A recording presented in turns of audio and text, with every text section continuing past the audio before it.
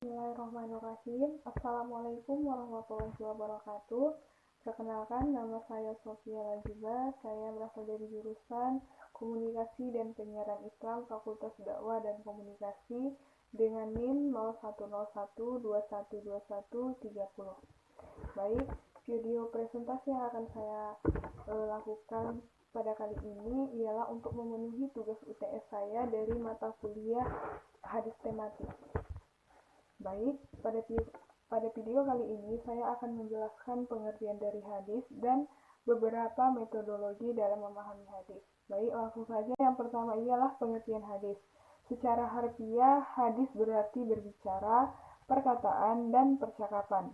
Nah, secara terminologi Islam, hadis berarti melaporkan atau mencatat sebuah pernyataan dan tingkah laku dari Nabi Muhammad SAW. Baik, ada beberapa metodologi dalam memahami hadis. Yang pertama ada metode maudhu'i. Nah, secara bahasa maudhu'i berarti masalah. Secara terminologi maudhu'i yaitu mengumpulkan seluruh hadis yang terpisah ke dalam sebuah kitab hadis yang disusun terkait dengan topik serta sebab munculnya hadis tersebut beserta seluruh penjelasannya. Nah, di sini juga ada pengertian metode maudhu'i dari beberapa ahli. Yang pertama ada Mustafa Muslim. Menurutnya, metode maudhu'i adalah meletakkan sesuatu pada suatu tempat, yaitu mengumpulkan ayat-ayat yang bertebaran dalam Al-Quran atau hadis-hadis yang bertebaran dalam kitab-kitab hadis yang tercatat. Kemudian yang kedua ada pengertian metode maudhu'i menurut Al-Farmawi.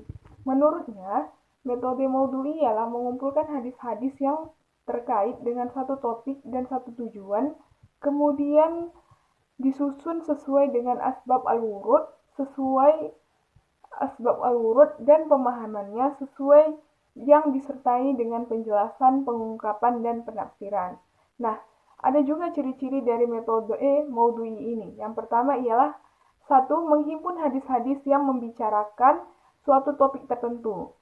Kedua, memahami makna dari masing-masing hadis. Dan yang terakhir ialah memahami hadis secara komprehensif dengan menggunakan pendekatan tematik. Nah, yang kedua ada metode tahlili atau metode analitis. Nah, secara etimologi, tahlili berarti menguraikan, menganalisis. Nah, secara terminologi, metode tahlili ialah memahami hadis-hadis Rasul dengan memaparkan segala aspek yang terkandung dalam hadis tersebut.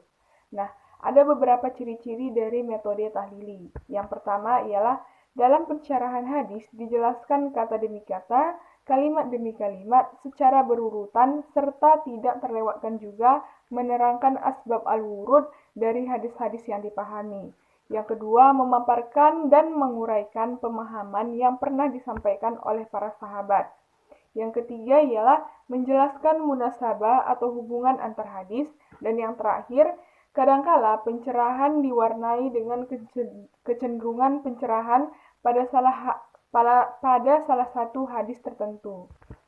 Nah, ada beberapa kitab syarah hadis yang menggunakan metode syarah tahlili. Yang pertama ialah Kitab Fath al-Bari Bisyarh Sahih al-Bukhari oleh Ibnu Hajar As-Asqalani. Yang kedua ialah Irsyad al-Sahri li Syarh Sahih al-Bukhari oleh Al-Abbas Shihab dan oleh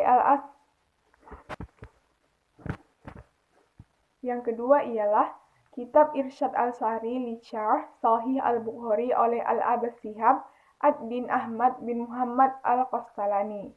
Nah, ada beberapa kelebihan dari metode tahlili ini. Yang pertama, ruang lingkup pembahasan yang luas. Yang kedua ialah memuat berbagai ide dan gagasan. Selain itu, ada juga kekurangan dari metode tahlili. Pertama, menjadikan petunjuk hadis bersifat parsial atau bisa dikatakan terpisah. Dua, melahirkan syarh yang objektif. Nah, yang ketiga ada metode ismali atau global. Nah, secara terminologis, global syarh diartikan sebagai syarh global. Nah, secara terminologi, metode syarh ismali adalah menjelaskan atau menerangkan hadis-hadis sesuai dengan urutan hadis yang terdapat dalam kitab hadis yang akan di-share secara ringkas. Nah, ciri-ciri dari metode Ismaili yaitu pertama, pensyarah langsung melakukan penjelasan hadis dari awal. Yang kedua, penjelasan bersifat lebih umum. Yang ketiga, pada hadis tertentu diberikan penjelasan yang luas. Nah, ada juga kelebihan dari metode Ismaili. Yang pertama ialah praktis dan padat.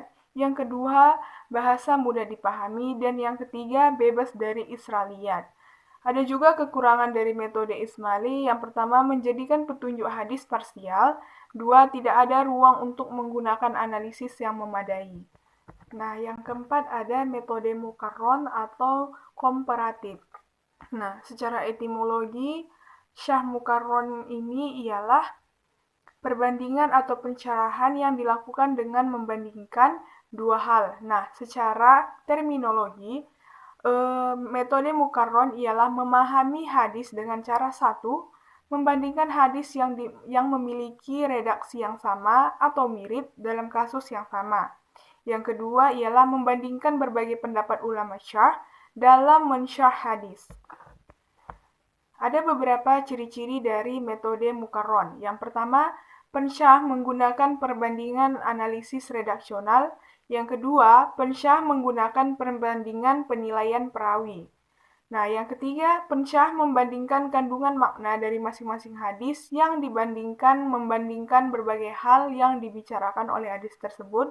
Dan yang terakhir ialah pensyarah harus meninjau berbagai aspek yang menyebabkan timbulnya perbedaan tersebut, seperti asbab al-wurud, pemakaian kata dan susunannya, serta konteks masing-masing hadis tersebut.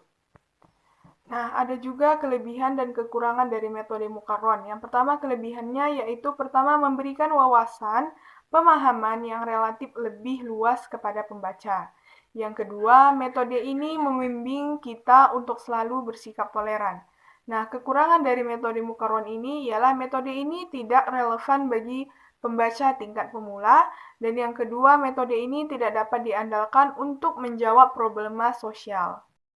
Nah, kesimpulan dari presentasi saya hari ini ialah metode Moodle ini salah satu metode yang bukan hanya berlaku dalam pemahaman Al-Quran, melainkan juga dalam pemahaman hadis.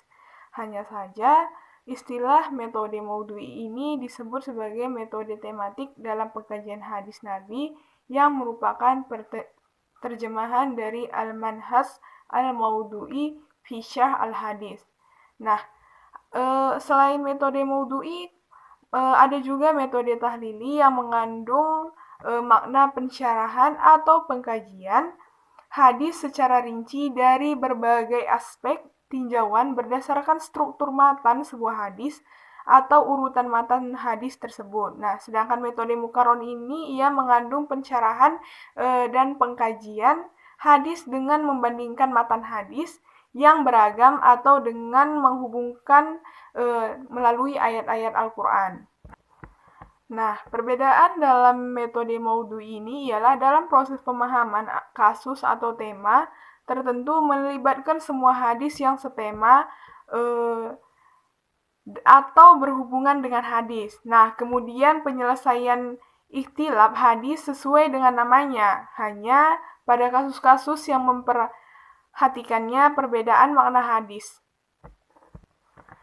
Sementara, metode hadis maudhu'i ini lebih luas lagi, mencakup semua kasus yang tidak terlihat adanya ikhtilaf di dalamnya. Ini dilakukan untuk menemukan yang tidak terlihat ataupun untuk menemukan makna substansial dari setiap kasus hadis yang dibahas dan dianalisis. Jadi, metode maudhu'i hadis yaitu suatu metode yang menghimpun hadis-hadis sahih yang topik pembahasannya sama. Nah, jadi dengan demikian hal-hal yang syubhat dapat dijelaskan dengan hal-hal yang munkam.